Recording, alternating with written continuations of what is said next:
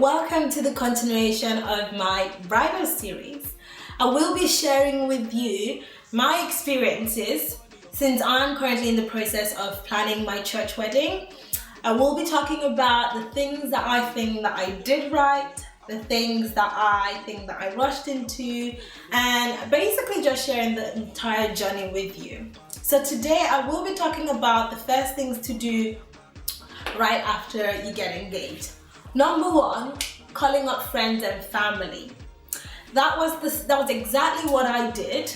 Right after I rang my sisters, I was on the phone to friends, screaming. I think if you have supportive friends and family, they'll be so happy, especially if your friends already know your fiance. In my case, all my friends knew David and they already knew that he was going to propose to me, so it was very exciting when it eventually happened.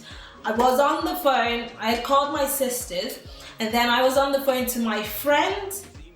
I was screaming and eventually lost my voice for 2 days. So I think that's what almost anyone would do, calling friends and family. But anyway, like I said, I was rejoicing, screaming on the phone when it eventually hit me. Oh flip, how do I tell my parents I'm engaged? So those of you who are from very cultural or traditional backgrounds like I am, you know that your parents probably never thought that you've ever dated a man in your entire life. The only time that parents are interested in meeting a significant other is when he's ready to get married to you, which I personally think is so strange, but hey, it is what it is. So yeah, it suddenly hit me that I need to then tell my parents that I have been seeing someone who has eventually proposed to me and he's not Nigerian. So I mean that's a whole different ballgame altogether, and I'm going to talk about that in another video. But like I said, first thing to do, call up friends and family.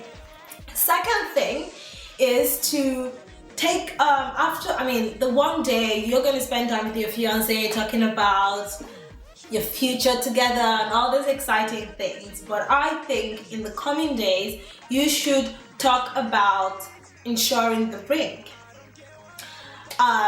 The ring has a very sentimental value, so unfortunately if you lose it, you won't get the exact same one that he proposed to you with. So of course the very first thing is making sure to take very good care of the ring that he used to propose to you.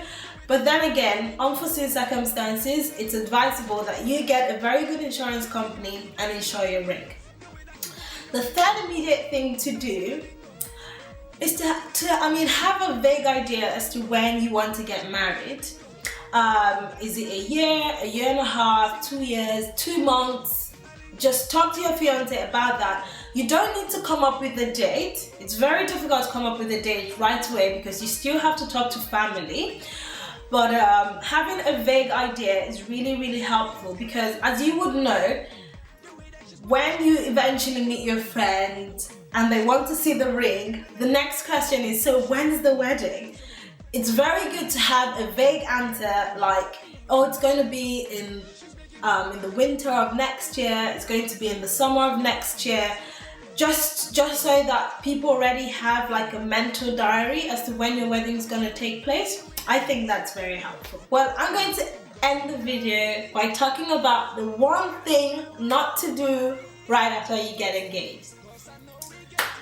Girls, please do not promise every girlfriend that she is going to be a bridesmaid.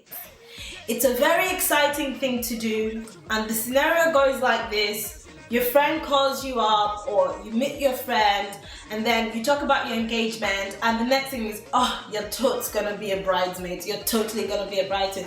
And by the time you realize it, you've told 12, 13, 15 of your friends that they're going to be bridesmaids. I think picking a bridesmaid is something that you need to think about.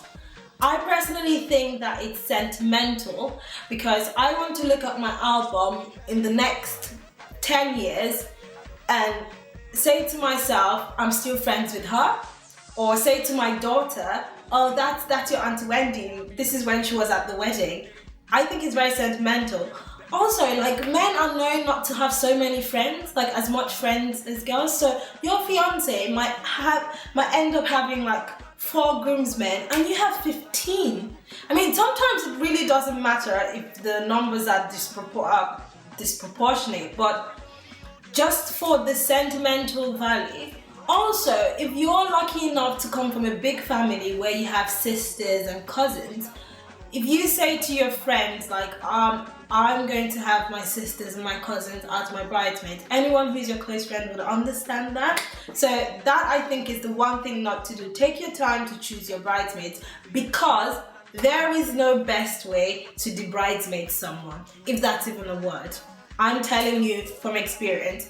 Phone call, email, face to face, it is going to be awkward, period.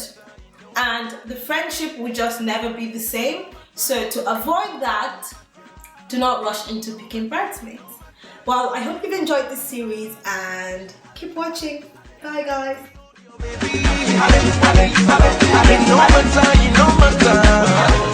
My experience, since I'm still currently in the that you're engaged, and for you to find people that will, well, not really finding people, almost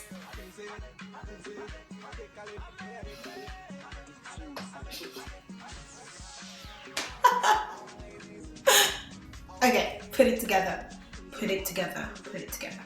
So as everyone knows, it's very oh my god, David, where are you? You need to help me out with this video. Okay, put it together.